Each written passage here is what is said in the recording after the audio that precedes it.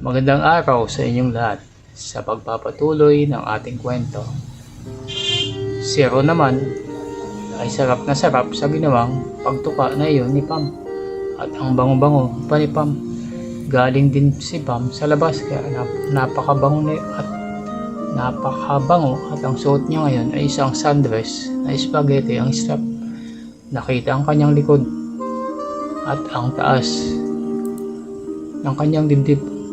At mataas din ang cut sa ibaba, kaya kitang kita din ang mga makinis niyang hita. Ang ganda at ang malinamnam ni Pam sa suot niyang yun, kaya hindi niya palalampasin ang pagdamay na inaalok nito. At nagkunwari din itong nasaktan siya ng gusto sa kanyang breakup. Pre, oo nga, tama ka. Pasalamat ako kay Pam sa pag-alok niya dahil sa totoo lang, gusto ko rin talagang ilabas ito sa kanya. Ang sagot niya kay Tony. At nagtaka si Tony kung nag-double meaning din ba si Ron sa kanyang sagot na iyon. At ito'y nabuglian. May sinabi pa uli si Tony. At saka pre, mas mabuti nang si Pam ang humalik, tumuka at yumakap sa iyo ngayong gabi. Kasi hindi kayo talo, kaya hindi ka mabubuglian dito. Kasi kung ibang babae pa, malamang mabubuglian ka na naman. Tapos gagawin mo na naman rebound girlfriend. Tapos hihiwalayan mo lang din. Hahaha. Iwan niya sa sarili niya kung bakit ang lakas mag-trip ni Tony. Hindi mabubuglian sa sobrang ganda ni Pam na madikit lang ang balahibo ng braso niya sa mga yakban sa jeepney. Halatang apektado na ang mga ito. Yun pa kayang yakapin at tukain ka nito. Talo man o hindi, siguro ay para ipakita na wala pa rin siyang mali siya. Ay oo nga pre, oo nga, ang tanging sagot ni Pam. Si Pam naman ay tumawa din na kunwari ay nag-agree, pero tumingin ito kay Tony na parang medyo nagdudula.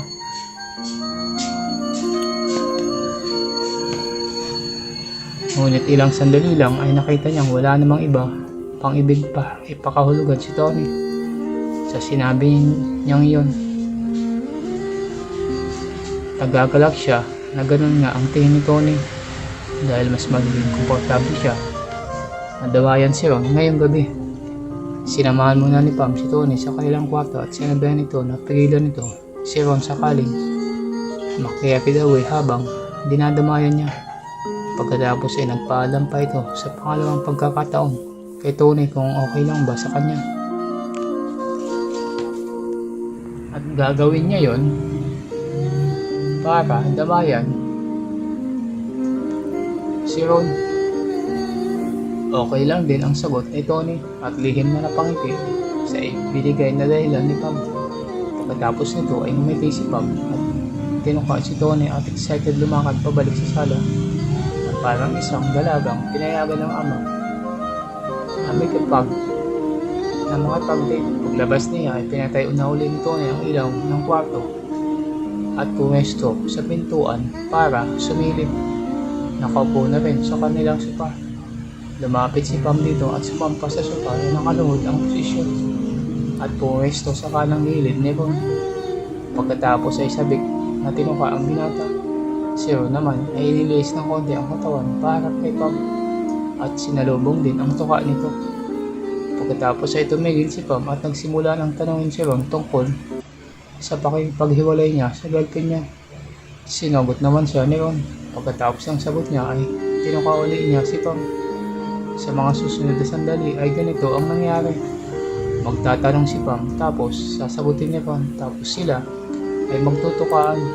Di nagtagal ay mas uminit na ang tukaan ng dalawa at mas lumit na ang parte na sila ay nagtatanungan. Pagkatapos ay sinabi ni Pam, ang hirap nitong posisyon natin. At tumingin kay Ron na parang humihingi ito ng suggestion kung ano ang pwedeng posisyon na komportable sila. Walang isinagot si Ron dahil nag-aalangan yata siya sa kanyang isasuggest. Nang walang makuhang sikot si Pam ay pumatong ito sa hita ni Ron habang nakaharap sa binata at tiniyangkla ang kanyang mga kamay sa leeg ni Ron. At least nabigyan niya ng rason kung bakit nandito sila sa posisyong ito ngayon. At ito'y para maging mas komportable lang sila Di na naman mapakali si Tony mula sa pintuan at para sa kanya ay napakagandang tingnan ni Pam na nakasandwich lang tapos ay nakaupo sa hita ni Ron.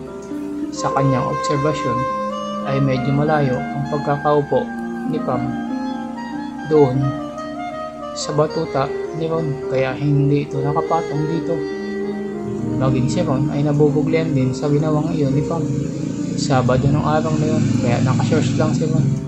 Kaya damang-dama niya ang pagkakadikit ng mga lantad na parte ng kanilang mga hita ni Pam at pinagpatuloy nila ang kanilang tukaan at question and answer portion habang isang kamay ni Ron ay marahang pinagpapala ang makinis na likod ni Pam habang isang kamay niya man ay pinagpapala ang isang hita ni Pam. Patuloy rin itong nag-iiba ng pakaramdam. Ngayon ay napansin ni Tony na gumagamit na rin ng kumikiwal na bagay na yon si Pam. Nakita niyang medyo nakalabas ang kumikiwal na yon nang isinugod ang mga nguso papunta kay Ron at siguradong diretso iyon sa loob ng bibig ni Ron. Pagkatapos ay nakita niya rin na inilabas ni Ron ng bahagya ang kumikiwal na bagay na yan papunta sa mga bibig ni Pam at nakita niyang tinanggap iyon ni Pam ng buong-buong. Pagkatapos ay hinigop. Habang hinihigop ni Pam ang bagay na yun ay pasimpleng inabante nito ang pagkakaupo sa hita ni Ron at dahil dito ay kitang-kita ni Tony na nakapatong na si Pam sa tingin niya sa batuta ni Ron at nakadikit na dito ang kanyang tinatagong harap. Sa una steady lang muna pagkakaupo ni Pam, ngunit habang nagtutukaan sila ay dahan-dahan na itong umagalaw paabante at patras. Maya-maya ay naging steady na ang pace ng kanyang paggalaw. Mabagal pa rin pero sigurado na si Tony na may ginagawang kakaiba ang asawang si Pam sa kaibigan niyang si Ron at siguradong damang-dama nito ang mainit na eksena na yon. Grabe na ang pakiramdam ni Pam sa ginawang iyon ni Pam sa kanya.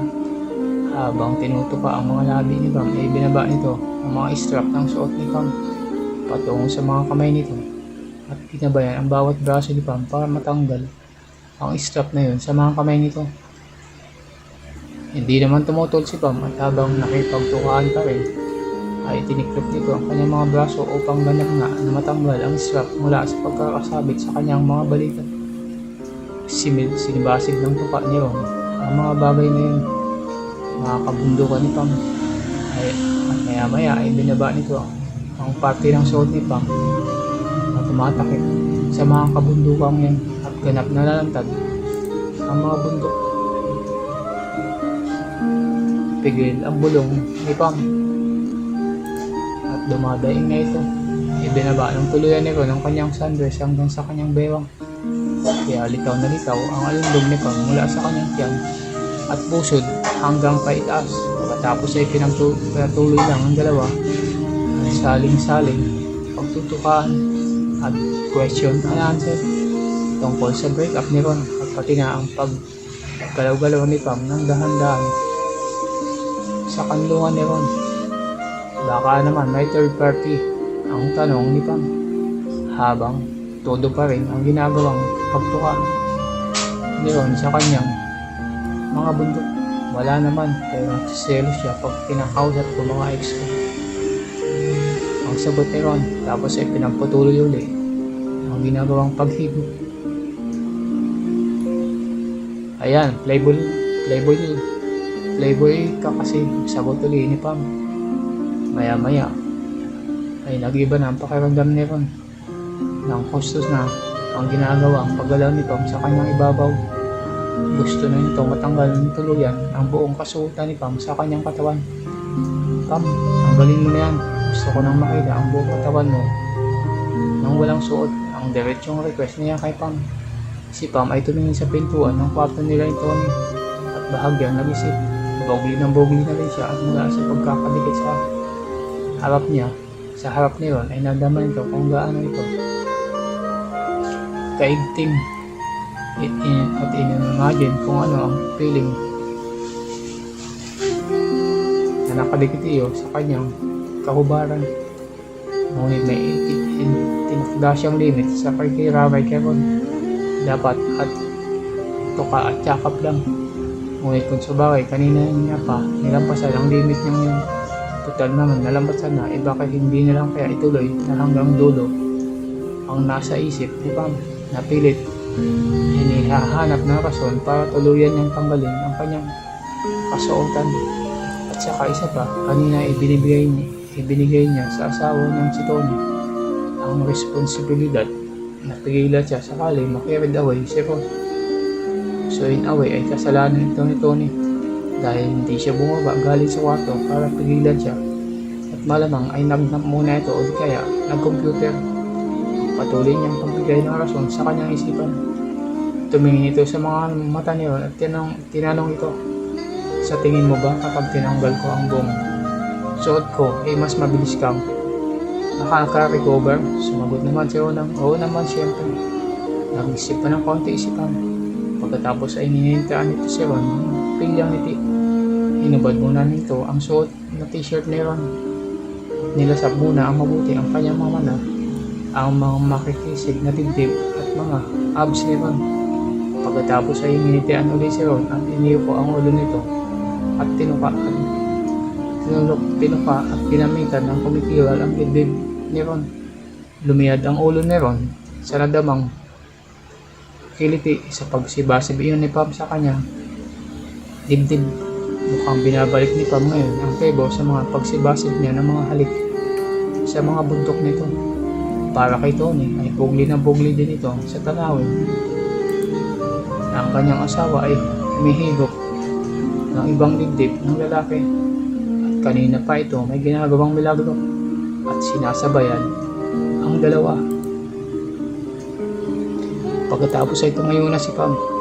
Habang nakatingin ng malagkit kay Ron ay tuluyan ng inililis nito ang kanyang sundress hanggang sulmab na ito sa sahig, at isinunod na rin ang kanyang huling saklot.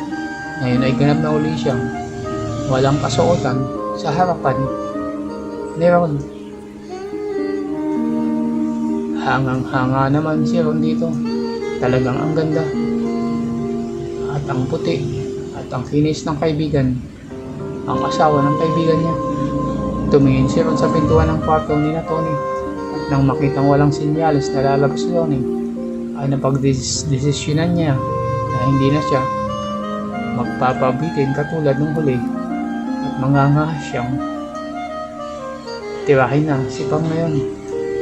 Hinubad din ito ng tuluyan ang kanyang natitirang saklot at itinapon ito sa paanan ni Pam kung nasa ng kanyang sundress at ang kanyang paloob. Para kay Tony ay nakakapugli at nakakakaliti ang tanawin na magkapatong ang mga damit ng asawa niya at ang kaibigan niyang si Ron.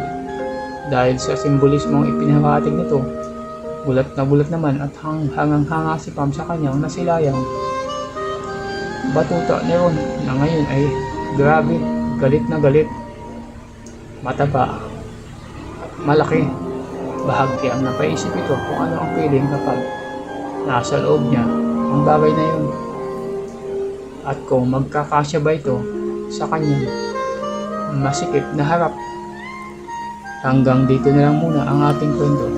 Kung nagustuhan nyo ang kwento sa araw na to, ay huwag kalimutan mag-subscribe, like at comment para updated kayo sa mga susunod pang mga videos. Hanggang sa muli, maraming salamat.